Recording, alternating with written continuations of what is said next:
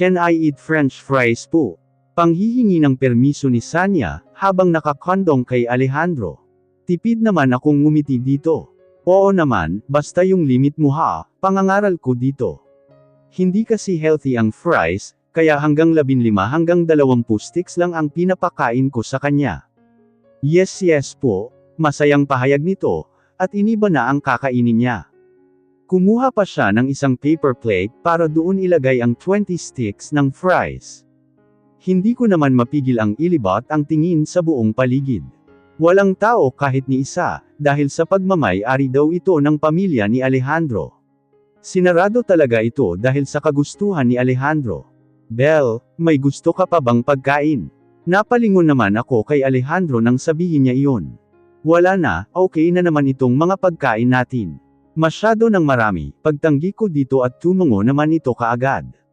How about my baby Sanya, do you still want to order some foods? Malambing na asal nito sa anak, at sinusuklay ang buhok ni Sanya, gamit ang kamay niya. I'm okay with these foods dad, it's sayang naman kung hindi natin mauubos. Then maraming beggars na nagugutom, tapos masasayang lang natin yung natitirang foods. Napangiti naman ako sa sinabi ni Sanya.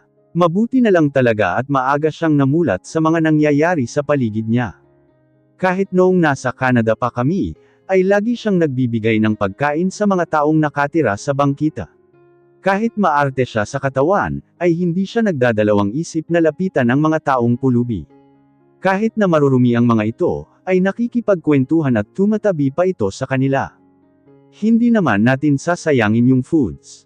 Pag hindi natin mauubos pwede nating ipamigay sa mga taong nagugutom. Okay ba sa'yo yun? Pareho sila ng ugali, kaya hindi nakakapagtak ang mag-ama talaga sila. Magkamukha na nga, magkaugali pa. Kaya lagi akong inaasar ni kuya kung ano daw ang namana sakin ng anak ko. Tanging kartihan ko lang daw. Kaya daw naging magkamukha sila, ay lagi ko siyang iniisip noong nagbubuntis ako kay Sanya. Hindi ko alam kung totoo ba yon, pero based on my experience ay parang 75% ang katotohanan. Pero sakin lang yun ha, baka isipin nilang madesisyon ako. At yun na nga, nagkasundo ang dalawa na mag-order pa. Hindi ko naman sila pinigilan, dahil mukhang masaya naman silang dalawa sa ginagawa nila. Kahit wala akong ginagawa, ay hindi ko maramdaman ang kahit na anong pagka-out of place, kasi habang pinagmamasdan ko sila, ay parang nag-enjoy na rin ako. Do I have another grandpa and grandma in your family po ba?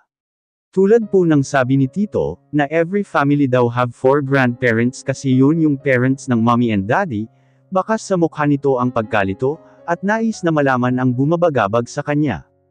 Isa din kasi ito sa mahirap sa ugali ni Sanya. Hindi siya titigil hanggat hindi niya nakukuha ang sagot sa mga tanong niya. I have, pero hindi ko pa nasasabi sa kanila. Gusto mo bang dumaan tayo sa kanila mamaya, bago umuwi?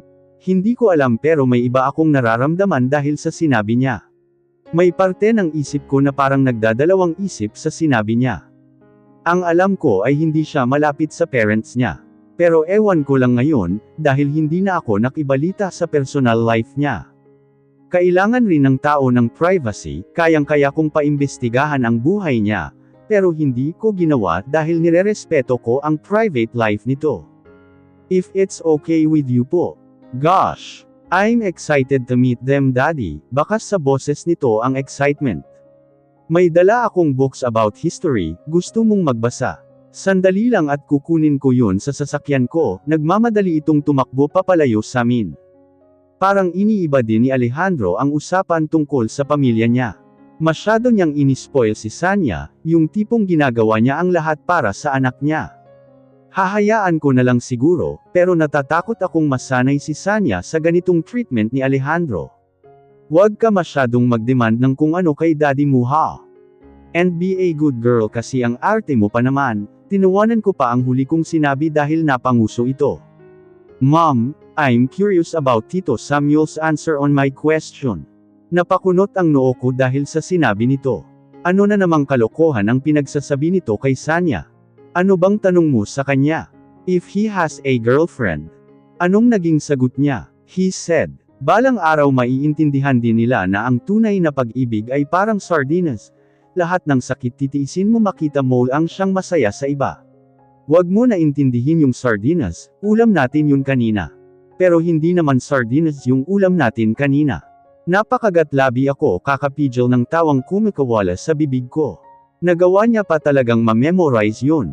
Hindi ko alam kung may magandang maidudulot ang mga pinagsasabi ni kuya sa pamangkin niya.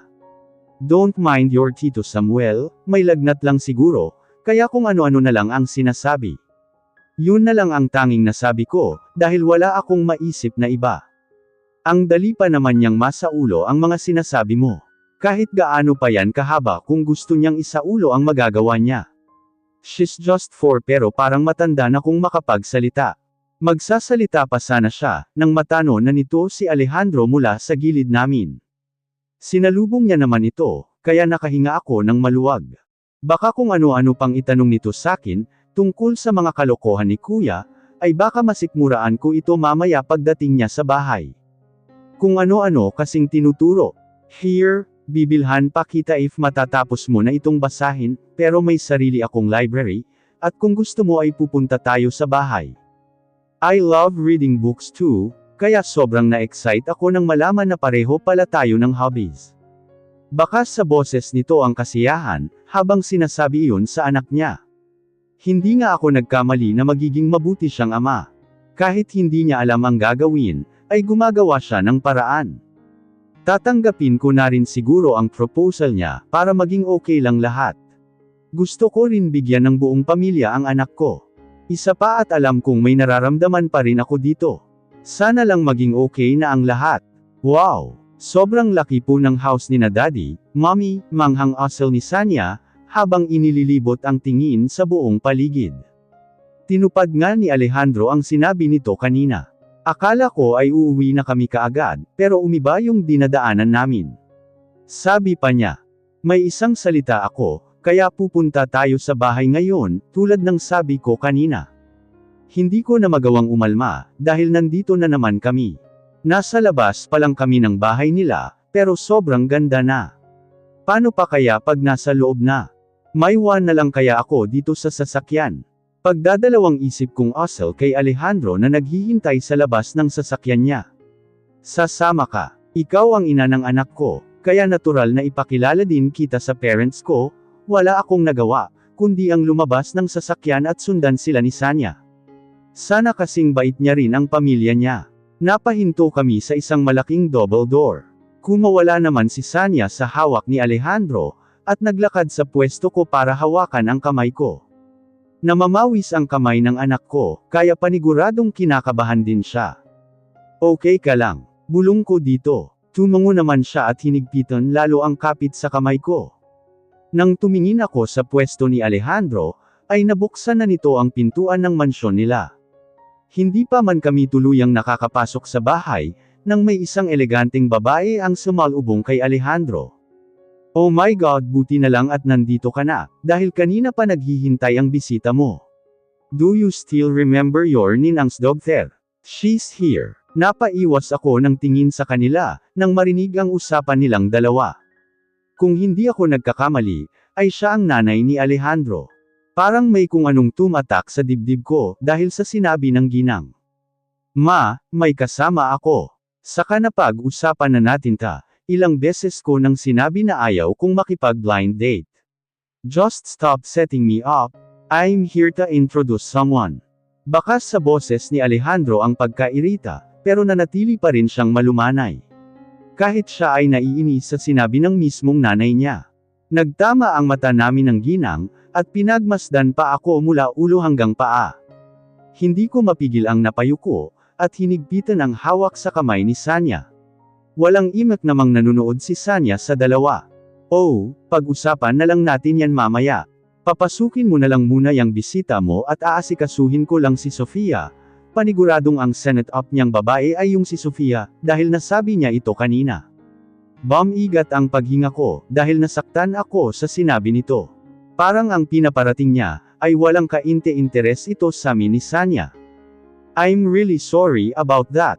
Pumasok muna tayo at nang maipakilala ko na kayo, I didn't expect this to happen, but I promise that everything will be okay. Tipid akong ngumiti dito.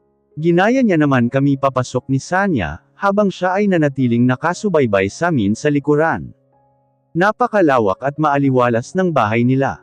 Walang kartihan masyado, pero mamahalin naman ang mga gamit. If I'm not mistaken, mga antique ang mga gamit nila. Mom, are we really welcome here? Napabuntong hininga naman ako sa sinabi ng anak ko. Pati siya ay ramdam na ang hindi pagtanggap sa amin sa bahay na ito. Mukhang hindi magiging madali ang ganitong setup. Don't you trust your daddy?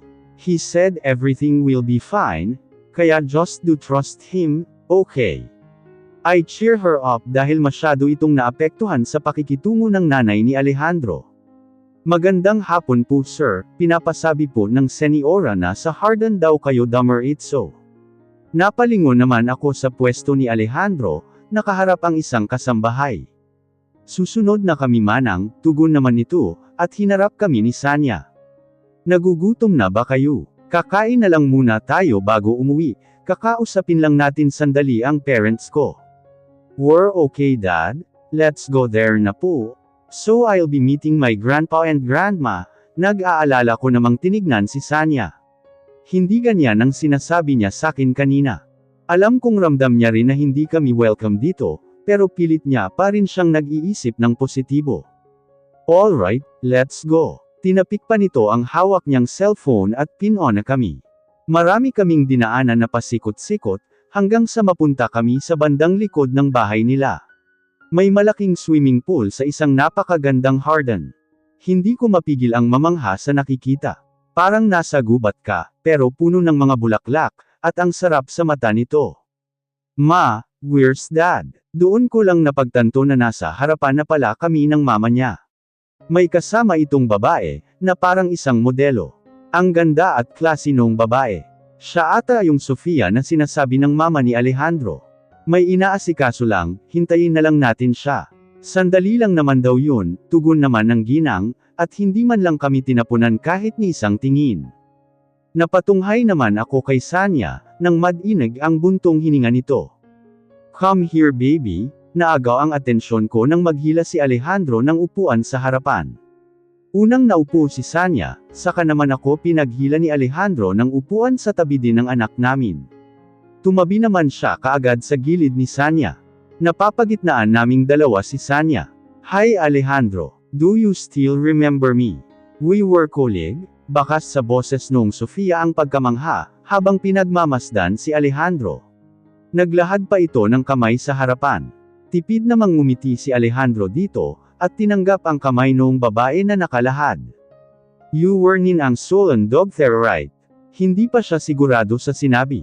Hindi ko mapigil ang mapataas ang kilay, nang makita ang paghaplos ni Sofia sa kamay ni Alejandro. Kaagad namang binawi ni Alejandro ang kamay niya, dahil pati siya ay nakakaramdam na rin ng balak ng babae.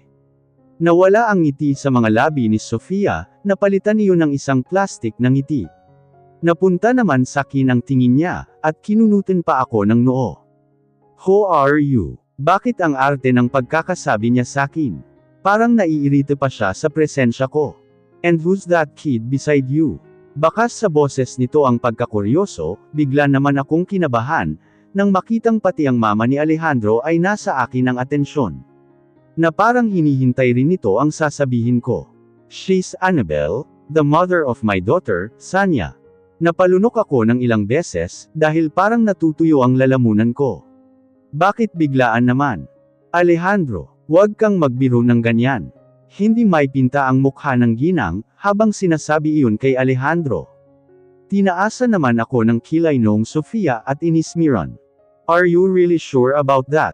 Paano kung niloloko ka lang niya? Natawa ako ng pagak, saka siya pinukol ng masamang tingin. Sino ka para husgahan ako ng ganyan? Ano naman ang mapapala ko kung lalakoan ko si Alejandro?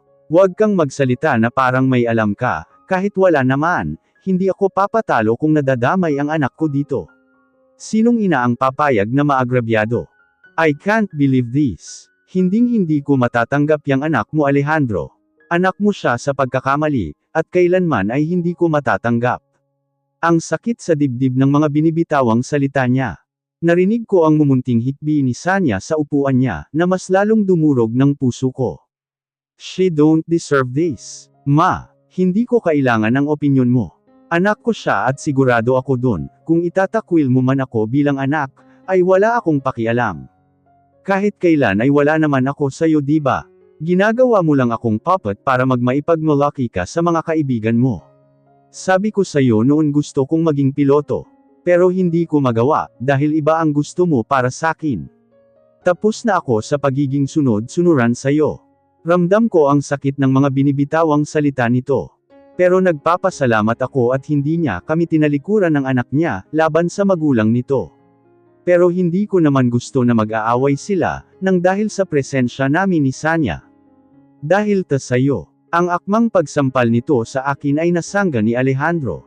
Try to lay your hands in her face again. I'll definitely break your bones. Napalunok si Sofia, at nagdadabog na lumayo sa pwesto namin. I'm really sorry, are you okay? Malumanay na asal nito, at pinagmasdan ang mukha ko, na parang sinisiguradong wala akong galos. Hindi naman natuloy kaya hindi na niya dapat pang pagmasdan ang mukha ko. We don't want this to happen naman po, if we're not welcome here it's okay. I understand, but you don't have to say those words to my mother, ang kaninang pinipigilan kong mga luha ay tuluyan ng bumuhos. I don't want to see her like this. Sanya, pati si Alejandro ay naluluha na rin, dahil sa sinabi ng anak niya. Ang kaninang magulong tagpo ay napalitan ng tahimik. Natikom ng mama ni Alejandro ang bibig niya, habang pinagmamasdan si Sanya. Aalis na lang kami, salamat na lang po sa oras ma'am, mabilis kong kinarga si Sanya, at nagmamadaling umalis. Ramdam ko pa ang pagsunod sa amin ni Alejandro papalabas ng bahay nila. Ako na, wala akong nagawa kundi ang ibigay si Sanya sa kanya. Dahil hinarangan na ako nito. Naging tahimik kami sa biyahe, walang ni isa ang nagsalita sa aming tatlo. Are you okay na? Tanong ko kay Sanya, at bahagyang sinukli ng kamay ko ang magulo niyang buhok. Water po, maghahalongkay pa sana ako sa bag, nang magabot si Alejandro ng bottle water. Kinuha ko naman ito kaagad, at binuksan para sa kanya. Sanya, katatapos lang uminom ng tubig ni Sanya, nang tawagin siya ng daddy niya. Yes po, baka sa boses nito ang pamamalot, dahil siguro sa kakaiyak niya kanina. Namumula pa rin hanggang ngayon ang pisngi niya. Are you mad at me? Nag-aalangang tanong nito sa anak niya. I'm not po, I just didn't expected that to happen. But I feel something in my heart. It hurts po. Hinalikan ko siya sa noo, at niyakap ng mahigpit. Sobrang inosente ng anak ko, para maranasan lahat ng sakit na ito. Kung pwede lang ay aakuin ko lahat ng hinanakit niya ay ginawa ko na. Kahit ilang sorry ang sabihin ko, ay wala pa ring magbabago kasi nangyari na. Pero sana hindi magbago ang pakikitungo niyo sa akin, napalunok pa ito ng mariin, saka kami tiningnan mula sa salamin. Hindi mo naman kasalanan yun. Naiintindihan ka naman namin, kaya wag kang mag-alala. Ang hiling ko lang talaga ay manatili ka sa tabi ni Sanya, sa tabi namin, naging bulong ang huli kong sinabi, dahil nahihiya akong iparinig sa kanya. Totoo naman kasi, wala siyang kinalaman sa pamilya niya, I feel bad for him, bakit hindi siya magawang suportahan ng magulang niya sa gusto niyang gawin? Hindi pa naman siguro huli ang lahat, para tuparin mo ang pangarap mo, wala sa sariling hustle ko dito. Natigilan pa siya noong una, pero kalaunan ay ngumiti ng tipid sa akin. Para sakin kasi ay isa ang pangarap sa source ng happiness ng isang tao. Sana nga, license na lang ang kulang sakin noon kung hindi ako pinigilan ni mama, kahit paano ay thankful ako sa mga magulang ko. Kahit kailan ay hindi kami pressure ni kuya sa mga gusto namin sa buhay, if I'm not mistaken mga ilang buwan pa bago niya makuha ang lisensya niya. Magsasalita pa sana ako, nang may marinig akong humilik sa gilid ko. Bahagya kaming natawa ni Alejandro, nang makitang mahimbing na natutulog si Sanya sa bisig ko. Sobrang thankful ako at napalaki mo siya ng maayos. Kahit hindi ko deserve na ipakilala bilang ama ni Sanya. Ako yung nahihiya sa inyong dalawa. Hindi ko man lang kayo maipakilala ng maayos sa magulang ko, tumawa ito ng mahina, pero bakas dito ang lungkot. Pati ang mga mata niya ay puno ng hinanakit mula sa mga magulang niya. Hindi ko siya masisi, but he deserved to be happy. Kung ano man ang kahahantungan ng buhay namin, ay buong puso namin itong tatanggapin.